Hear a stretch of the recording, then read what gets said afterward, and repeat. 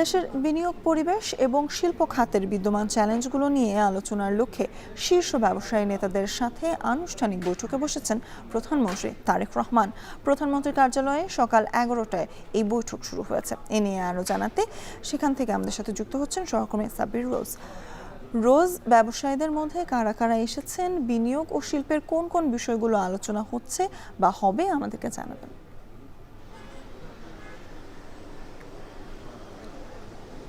স্বর্ণা, মূলত 11:30টায় কিন্তু বৈঠকটি শুরু হয়েছে। প্রধানমন্ত্রী আজই কিন্তু আনুষ্ঠানিকভাবে এই দেশের শীর্ষ ব্যবসায়ীদের সাথে বৈঠকটি অনুষ্ঠিত হচ্ছে। তো বৈঠকের বিষয়ে আমরা এখন পর্যন্ত যতটুকু জানতে পেরেছি, এখন আনুষ্ঠানিক ব্রিফ করা হয়নি। তো সেই বিষয়গুলোর মধ্যে রয়েছে যে আজ মূলত আনুষ্ঠানিকভাবে একটি পরিষদের যাত্রা শুরু হবে। সেই পরিষদটি হচ্ছে যে বেসরকারি খাত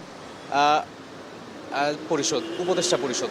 সেই পরিষদের মূলত এই প্ল্যাটফর্মটির কাজ হবে দেশের বেসরকারি ব্যবসায়ীদের বা দেশের ব্যবসায়ীদের সাথে যে নীতি নির্ধারক রয়েছে সরকারের, সেই নীতি নির্ধারকের সাথে একটি ব্রিজ তৈরি করা বা একটি আলোচনার কাঠামোগত আলোচনার পরিবেশ তৈরি করা। মূলত আজকেই উপদেষ্টা পরিষদটি গঠিত হবে। পাশাপাশি কিন্তু যে চলমান সংকটগুলো রয়েছে দেশে এবং যে বিষয়গুলো, জ্বালানি সমস্যা থেকে যে বিষয়গুলো চলমান পরিস্থিতি রয়েছে, অর্থনৈতিক সামষ্টিক অর্থে অর্থনৈতিক যে দোটানা বা যে টানাপোড়েনের মধ্যে দিয়ে যাচ্ছে দেশ, সেই জায়গা থেকে সরকারে আসার পরই কিন্তু বিএনপি সরকার আনুষ্ঠানিকভাবে এই যে ব্যবসায়ীদের সাথে এই বৈঠকটি করছে। তো এর মাধ্যমে মূলত দেশের সমসাময়িক ইস্যু তো স্থান পাচ্ছেই, এর পাশাপাশি দেশের ব্যবসা খাত বা বিনিয়োগ খাত বা শিল্প খাত কিভাবে ঢেলে সাজাবে বা কি ধরনের সাংগঠনিক কার্যক্রম থাকবে, সেই বিষয়গুলো নিয়ে কিন্তু একটি আলোচনা চলমান রয়েছে। তো এই পরিষদের সভাপতি থাকবেন প্রধানমন্ত্রী নিজেই,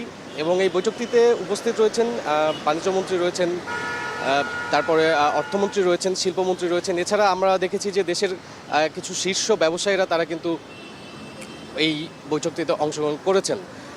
আরেকটু বলে রাখি, এই উপদেষ্টা পরিষদের মধ্যে আরও থাকবেন হচ্ছে যে বস্ত্র, ঔষধ, ফুটওয়্যার সহ দেশের ভোগ্যপণ্য খাতের বিশিষ্ট 9 উদ্যোক্তাও কিন্তু এই পরিষদের সদস্য হিসেবে থাকছেন।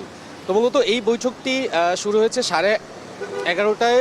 এই বৈঠকটি শেষ হলে আনুষ্ঠানিকভাবে আমাদেরকে ব্রিফ করলে আমরা এই বৈঠকে আসলে কারা কারা ছিল বা কী ধরনের সিদ্ধান্ত নেওয়া হয়েছে দেশের স্বার্থে, সেই বিষয়গুলো আপনাকে জানাতে পারবো। স্বর্ণা।